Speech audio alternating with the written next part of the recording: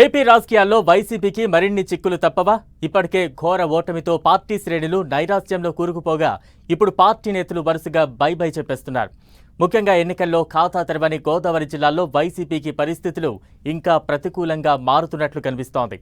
ఉమ్మడి పశ్చిమ గోదావరి జిల్లాలో కీలక నేత మాజీ డిప్యూటీ సీఎం ఆళ్ల నాని వైసీపీకి గుడ్ బై చెప్పారు. ఆ తర్వాత ఏలూరు కార్పొరేషన్ మేయర్ రాజీనామా చేశారు. ఇప్పుడు ఈ లిస్టులో ఉమ్మడి జిల్లా జడ్పీ చైర్పర్సన్ పేరు వినిపిస్తోంది. 1-2 రోజుల్లో జడ్పీ చైర్పర్సన్ కూటమి గూటికి చేరుతారనే ప్రచారం జరుగుతోంది.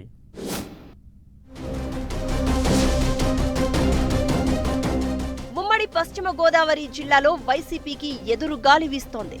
ఇప్పటికే ఏలూరు కార్పొరేషన్ ను కోల్పోయిన వైసీపీ ఇప్పుడు జడ్పీ పీఠాన్ని చేజార్చుకునేలా కనిపిస్తోంది అంటున్నారు. కొద్ది రోజుల క్రితం జరిగిన జడ్పీ సమావేశంలో వైసీపీ జడ్పీటీసీల తీరును గమనిస్తే మెజారిటీ సభ్యులు కూటమిలో చేరేందుకు సిద్ధమనే సంకేతాలు పంపినట్లు విశ్లేషణలు వినిపిస్తున్నాయి. జడ్పీ చైర్పర్సన్ గంటా పద్మశ్రీతో సహా దాదాపు 20 మంది జడ్పీటీసీలు నేడో రేపో కూటమితో జట్టు కట్టేందుకు రెడీ అవుతున్నట్లు సమాచారం అందుతోంది. అసెంబ్లీ ఎన్నికల్లో ఓటమి తర్వాత జిల్లాలో వైసీపీ వ్యవహారాలను పట్టించుకునేవారు లేకపోవడం, తమ పదవీ కాలం ఇంకా 2 ఏళ్లు ఉండడం వల్ల ప్రభుత్వ సహకారం కోరుతున్న జడ్పీ చైర్పర్సన్ టీడీపీలో చేరాలని ఆ పార్టీ పెద్దలతో సంప్రదింపులు జరుపుతున్నట్లు ప్రచారం జరుగుతోంది. ఉమ్మడి జిల్లాకు చెందిన మంత్రి నిమ్మల రామానాయుడు సైతం జడ్పీ చైర్పర్సన్ పద్మశ్రీని పార్టీలో చేర్చుకునేందుకు ఆసక్తిగా ఉన్నట్లు చెప్తున్నారు. ఉమ్మడి జిల్లాను కూటమి క్లీన్ స్వీప్ చేసింది. జిల్లాలో మొత్తం 15 స్థానాలను కూటమి పార్టీలు కొల్లగొట్టాయి. అయినప్పటికీ జిల్లా పరిషత్ కూడా తమ చేతిలో ఉండాలని భావిస్తున్నారు కూటమి నేతలు. క్షేత్రస్థాయిలో అభివృద్ధి పనులు జరగాలంటే స్థానిక సంస్థల్లో బలం ముఖ్యమని భావిస్తున్నారు. ఈ కారణంతోనే ఏలూరు కార్పొరేషన్ ను టీడీపీ తన ఖాతాలో వేసుకుంది.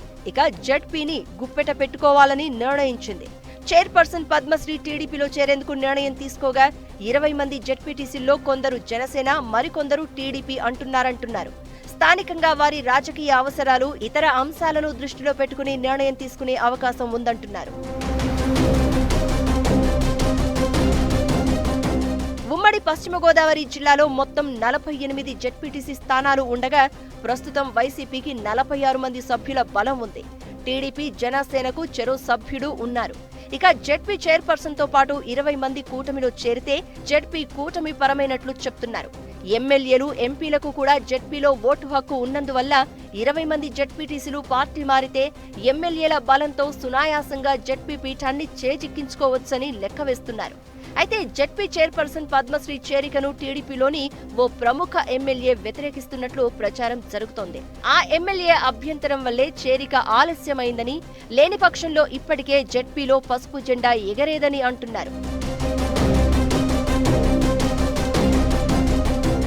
జడ్పీ చైర్పర్సన్ పద్మశ్రీ భర్తకు టీడీపీ ఎమ్మెల్యేకు మధ్య ఎన్నికల సమయంలో తీవ్ర వాగ్యుద్ధం జరిగింది. దీన్ని దృష్టిలో పెట్టుకునే సదరు ఎమ్మెల్యే జడ్పీ చైర్పర్సన్ చేరికను వ్యతిరేకిస్తున్నట్లు చెప్తున్నారు.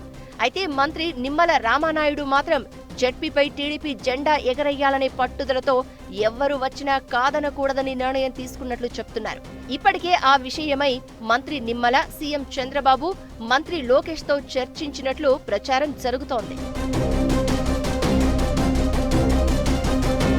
మరోవైపు జడ్పీ చైర్పర్సన్ తో పాటు జడ్పీటీసీలు పార్టీ మారతారనే ప్రచారం జరుగుతున్నా వైసీపీలో మాత్రం ఏ ఒక్కరూ పట్టించుకోవడం లేదు.